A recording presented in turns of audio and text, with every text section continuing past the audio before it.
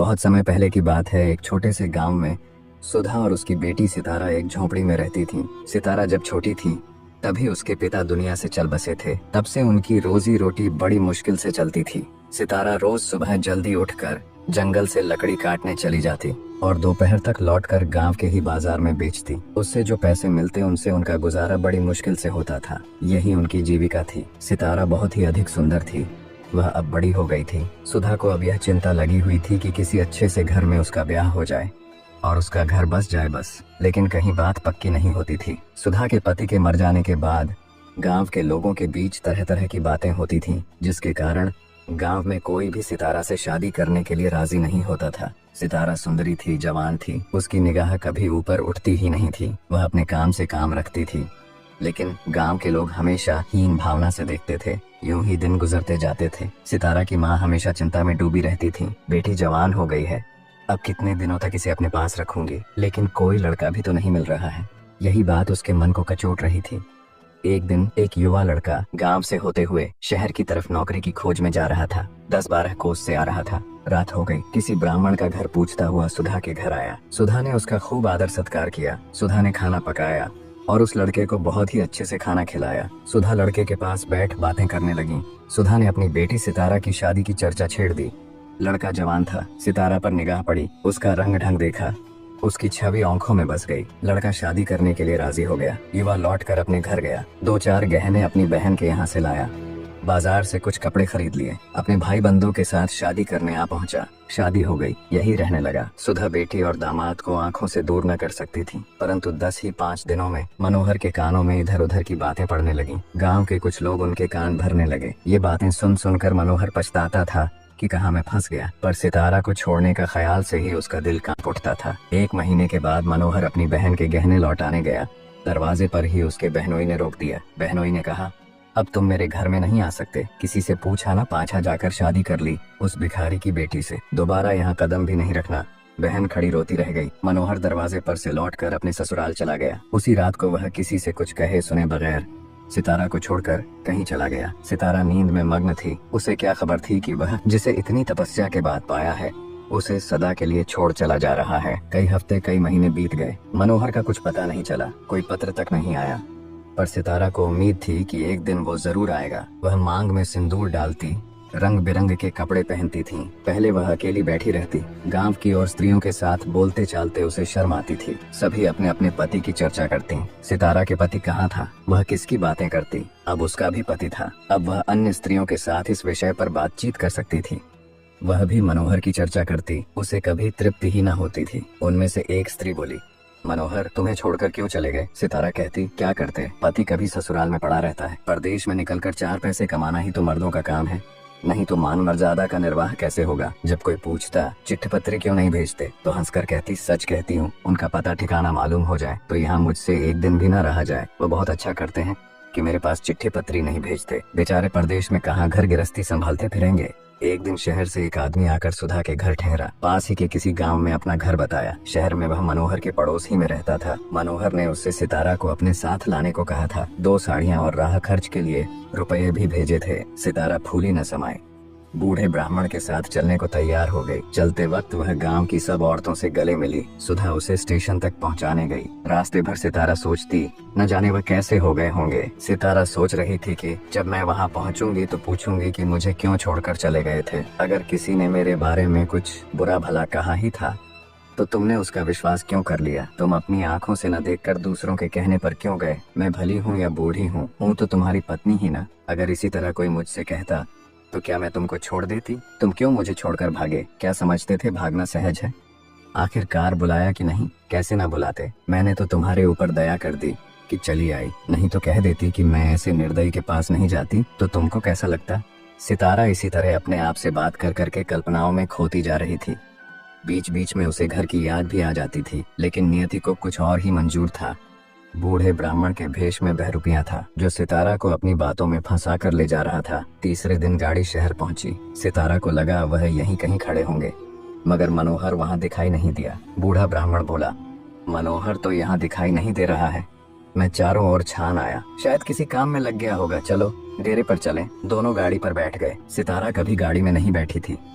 उसे गर्व हो रहा था कि कितने ही लोग पैदल जा रहे हैं। मैं गाड़ी में बैठी हूँ। एक क्षण में गाड़ी मनोहर के डेरे पर पहुँच गई। एक विशाल भवन था, साफ सुथरा, फूलों के गमले रखे हुए थे। सितारा ऊपर चढ़ने लगी। सीढ़ियों पर चढ़ते चढ़ते पैर दुखने लगे। आखिर सीढ़ियों का अंत हुआ। ऊपर एक कमरे में सितारा को ले जाकर ब्राह्मण ने बैठा दिया। बेटी, यही मनोहर का डेरा है, तुम यही विश्राम करो। कोठरी में केवल एक खाट पड़ी हुई थी। एक किनारे 2-4 बर्तन रखे हुए थे। सितारा को प्यास से गला सूख रहा था। घड़े से पानी निकालकर पिया, थोड़ी आराम करने लगी। उसके बाद उसने कोठरी में झाड़ू लगाया, बर्तनों को धो धोकर एक जगह रखी। सारा काम खत्म करके वह उस कोठरी में बैठे बैठे मनोहर का इंतजार करने लगी। संध्या हो गई और मनोहर का कोई अता पता नहीं था। वह सोच रही थी कि अब संध्या हो गई है, शायद आ रहे होंगे। अंधेरा हो गया, कोठरी में दीपक भी नहीं था। सितारा द्वार पर खड़ी पति की राह देख रही थी। 9 बजे बूढ़े बाबा आए। सितारा ने समझा मनोहर है, झटपट कमरे के बाहर निकल आई। देखा तो ब्राह्मण। बोली, वह कहाँ रह गए? बूढ़े बाबा बोले, उनकी तो यहाँ से बदली हो गई। मैं उनके दफ्तर में गया था तो मालूम हुआ कि वह अपने साहब के साथ यहाँ से कोसों दूर समुद्र के पार निगाटा चले गए हैं। उन्होंने अपने दफ्तर में बहुत हाथ पैर जोड़े कि मुझे 10 दिन की मोहलत दे दीजिए, लेकिन साहब ने एक न मानी। मनोहर यहाँ लोगों से कह गए हैं कि घर के लोग आए तो मेरे पास भेज देना। अपना पता दे गए हैं। कल मैं तुम्हें यहाँ से जहाज पर बैठा दूंगा। उस जहाज पर हमारे देश के और भी बहुत से लोग होंगे, इसलिए मार्ग में कोई कष्ट न होगा। सितारा ने पूछा, कै दिन में जहाज पहुँचेगा? बूढ़ा ब्राह्मण बोला, 8-10 दिन से कम न लगेंगे, मगर घबराने की कोई बात नहीं, तुम्हें किसी बात की तकलीफ न होगी। अब तक सितारा को अपने गांव लौटने की आशा थी। सुबह होते हैं बूढ़े बाबा ने उसे ले जाकर जहाज में बैठा दिया। जहाज पर बैठाकर वह सोच रही थी कि फिर गांव के दर्शन न होंगे। देश से सदा के लिए नाता टूट रहा है। देर तक घाट पर खड़ी रोती रही। जहाज और समुद्र देखकर उसे भय हो रहा था। शाम को जहाज खुला। सितारा सोच रही थी, उन्हें कहाँ खोजती फिरूंगी, कोई पता ठिकाना भी मालूम नहीं है। बार बार पछताती थी कि एक दिन पहले क्यों न चली आई। अपने शहर में भेंट हो जाती तो मैं उन्हें वहाँ कभी न जाने देती। जहाज में सभी लोग खुश थे, एक दूसरे से बात कर रहे थे। केवल एक स्त्री उदास दिखाई दे रही थी। सितारा ने उससे पूछा, तुम कहाँ जा रही हो बहन? बोली, कहाँ बताऊं बहन, कहाँ जा रही हूँ? जहाँ भाग्य ले जाए वहीं जा रही हूँ। तुम कहाँ जा रही हो? सितारा ने कहा, मैं तो अपने पति के पास जा रही हूँ। जहाँ ये जहाज रुकेगा वह वहीं नौकरी करते हैं। मैं कल आ जाती तो उनसे शहर में ही भेंट हो जाती। आने में देर हो गई, तब तक वह यहाँ चले आए। स्त्री बोली, अरे बहन, कहीं तुम्हें भी तो कोई झूठ बोलकर तो नहीं लाया है? तुम घर से किसके साथ आई हो? सितारा बोली, मेरे आदमी ने शहर से बूढ़े बाबा को भेजकर मुझे बुलाया था।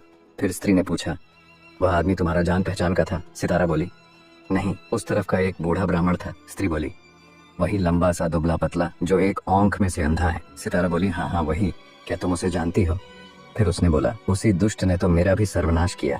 ईश्वर करे उसे कोई पानी देने वाला भी न रहे, कोड़ी होकर मरे। क्या कहूँ बहन, बस सही समझ लो कि इसके कारण मैं न घर की रह गई न घाट की। किसी को मुंह नहीं दिखा सकती, मगर जान तो बड़ी प्यारी होती है। अब जहाँ यह लोग ले जा रहे हैं वहीं जा रही हो, वहीं मेहनत मजदूरी करके बाकी की जीवन के दिन काट लूंगी। सितारा के सिर पर मानो पहाड़ सा गिर गया हो। समझ गई बूढ़े ब्राह्मण ने दगा किया। अपने गाँव में सुना करती थी कि गरीब लोगों को काम देने के बहाने बुलाकर निगाटा देश में भेज देते हैं, मगर जो वहाँ जाता है वह फिर नहीं लौटता है। हे भगवान, तुमने मुझे किस पाप का यह दंड दिया? सितारा सोचने लगी, अब क्या करूं? यह जहाज जो आखिरी आस थी, जिस पर बैठी हुई वह चली जा रही थी, वह अब टूट गई थी और अब समुद्र की लहरों के सिवा उसकी रक्षा करने वाला कोई न था। जिस आधार पर उसने अपना जीवन भवन बनाया था वह जलमग्न हो गया। उसकी अपनी माता की, अपने घर की, अपने गाँव की याद आ रही थी। वह भगवान से प्रार्थना कर रही थी, हे भगवान, तुमने मुझे कितनी बड़ी मुसीबत में डाल दिया। अब क्या करना होगा बहन?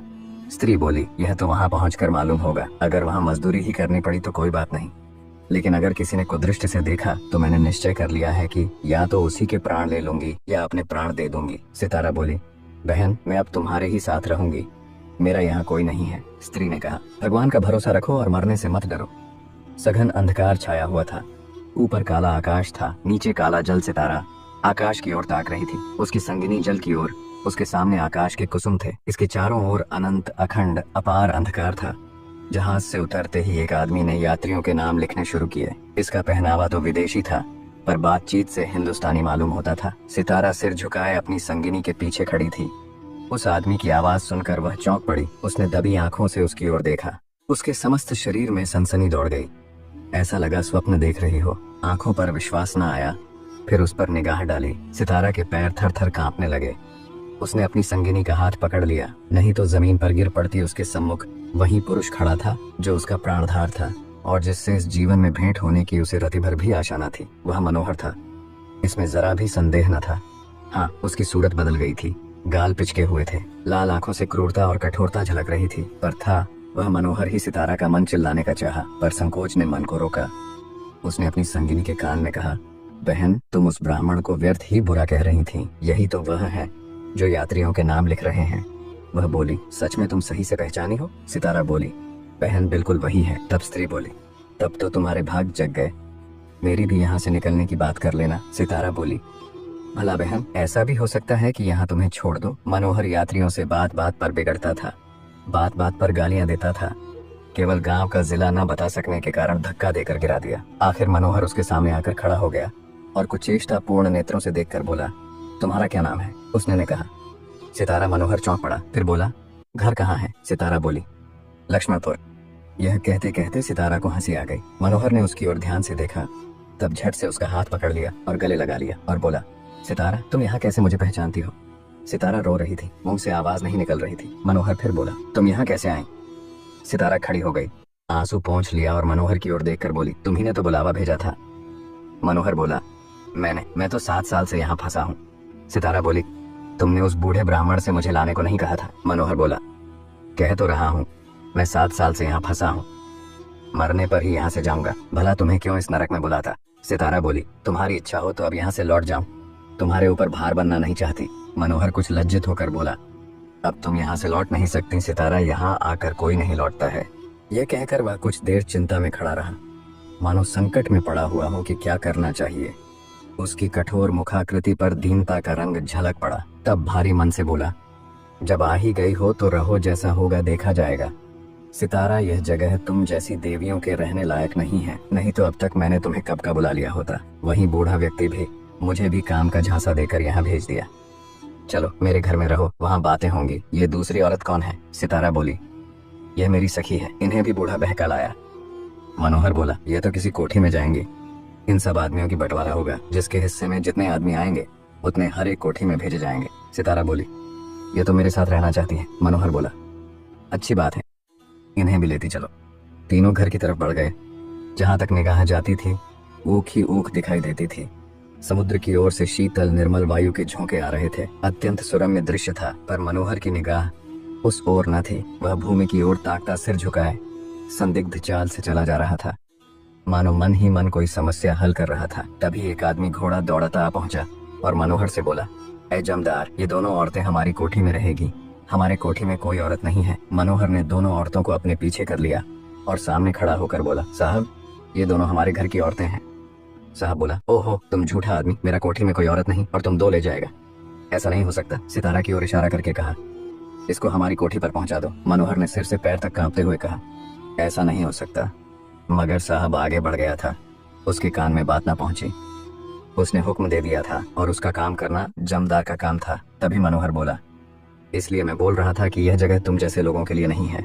अब सितारा को समझ आ गया था कि यहाँ छोटे बड़े का लिहाज नहीं है, किसी की आंखों में शर्म नहीं है। मनोहर दिन भर घर के दरवाजे पर बैठा रहा, जैसे मानो कोई किसान अपनी फसल की रखवाली कर रहा हो। दोनों औरतें भूखे प्यासे घर में बैठी थीं। यहाँ की स्थिति के देखकर भूख मर गई थी। करीब 10 बज रहे थे, तभी अल्ली आया और बोला, मनोहर, चलो साहब तुम्हें बुला रहे हैं। मनोहर बोला, जाओ, मैं नहीं आ रहा, बोल दो। अल्ली बोला, मुझे क्या, मैं तो बोल दूंगा, लेकिन तुम्हारी खैरियत नहीं है। वही साहब थे जिससे सुबह में मनोहर से मुलाकात हुई थी। मनोहर भी जानता था कि साहब से बिगाड़ कर यहाँ निर्वाह मुश्किल था। जाकर साहब के सामने खड़ा हो गया। साहब ने दूर से ही डांटा, वह औरत कहाँ है? तुमने उसे अपने घर में क्यों रखा है? मनोहर बोला, हुजूर, वह मेरी पत्नी है। साहब बोला, अच्छा, वह दूसरा कौन है? मनोहर बोला, वह मेरी सगी बहन है हुजूर। साहब बोला, हम कुछ नहीं जानता, 2 में से कोई एक को तुम्हें लाना पड़ेगा। मनोहर पैरों पर गिर पड़ा और रो रो कर अपनी सारी राम कहानी सुनाया, पर साहब जरा भी न पसीजे। अंत में वह बोला, हुजूर, वह दूसरी औरतों की तरह नहीं है, अगर यहाँ आ भी गई तो प्राण दे देंगी। अभी जाकर लाओ, नहीं तो हम तुमको हंटरों से मार पड़ेगी। मनोहर बोला, हुजूर, जितना चाहे पीट लें, मगर मुझसे यह काम करने को न कहें जो मैं जीते जी नहीं कर सकता। वह आदमी हंटर लेकर मनोहर पर टूट पड़ा और लगा सड़ासड़ जमाने। 10-12 कोड़े मनोहर ने धैर्य के साथ सहे, फिर हाय हाय करने लगा। देह की खाल फट गई थी और चाबुक पड़ता था। अभी 100 में कुछ 15 चाबुक पड़े थे। यह पाषाण हृदय, लंपट विवेक शून्य जमादार इस समय एक अपरिचित स्त्री के सतीत्व की रक्षा करने के लिए अपने प्राण तक देने को तैयार था, केवल इस नाते कि यह उसकी पत्नी की संगिनी थी। वह समस्त संसार की नजरों में गिरना गवारा कर सकता था, पर अपनी पत्नी की भक्ति पर अखंड राज्य करना चाहता था। अभी तक सितारा मनोहर से कोई बात नहीं कर पाई थी। 7 वर्षों की विपत्ति कथा कहने और सुनने के लिए बहुत समय की जरूरत थी, और रात के सिवा वह समय फिर कब मिल सकता था। उसे अपनी संगनी पर कुछ क्रोध सा आ रहा था कि यह क्यों मेरे गले का हार हुई, इसी के कारण तो वह घर में नहीं आ रहे हैं। एकाएक वह किसी का रोना सुनकर चौंक पड़ी। वह उठकर द्वार पर आई और यह अनुमान करके कि मनोहर यहाँ बैठा हुआ है, लेकिन द्वार पर कोई नहीं था, तो वह स्वयं कान लगाकर सुनने लगी। उसकी सांस थम सी गई। यह मनोहर की आवाज थी। अब आवाज साफ सुनाई दे रही थी। वह द्वार के बाहर निकल आई। उसके सामने एक गली में एजेंट का बंगला था। उसी तरफ से आवाज आ रही थी, वही साहब उन्हें मार रहा है। वह पूरी शक्ति से उस बंगले की ओर दौड़ी। रास्ता साफ था। एक क्षण में वह फाटक पर पहुंच गई। उसने जोर से फाटक पर धक्का दिया, लेकिन वह फाटक न खुला, और कई बार जोर जोर से पुकारने पर भी कोई बाहर न निकला। तो वह फाटक के जंगलों पर पैर रखकर भीतर कूद पड़ी, और उस पार जाते ही उसने एक भयावह दृश्य देखा। मनोहर बरामदे में खड़ा था, और वह आदमी उसे हंटरों से मार रहा था। वह एक छलांग में साहब के सामने जाकर खड़ी हो गई, और मनोहर को अपने अक्षय प्रेम सबल हाथों से ढककर बोली, सरकार दया करो, इनके बदले मुझे जितना मार लो, पर इनको छोड़ दो। उस आदमी ने हाथ रोक लिया और उन्मत्त की भांति सितारा की ओर कई कदम बढ़ाकर बोला, हम इसको छोड़ दें तो तुमको मेरे पास रहना होगा। मनोहर की आंखों में अग्नि की ज्वाला फटने लगी। मनोहर बोला, ऐ नीच इंसान, मेरी पत्नी से इस तरह की बातें कर रहा है। अब तक वह जिस अमूल्य रत्न की रक्षा के लिए इतनी यातनाएं सह रहा था, वही वस्तु साहब के हाथ में चली जा रही है। मनोहर कूद कर साहब की गर्दन पकड़ लेता है और उसका गर्दन मरोड़ कर तोड़ दिया। दोस्तों, वीडियो को लाइक कर चैनल को सब्सक्राइब कर दें। क्या मनोहर और उसकी पत्नी अपने गांव लौट पाएं या नहीं जानना चाहते हैं तो पार्ट 2 के लिए कमेंट करें।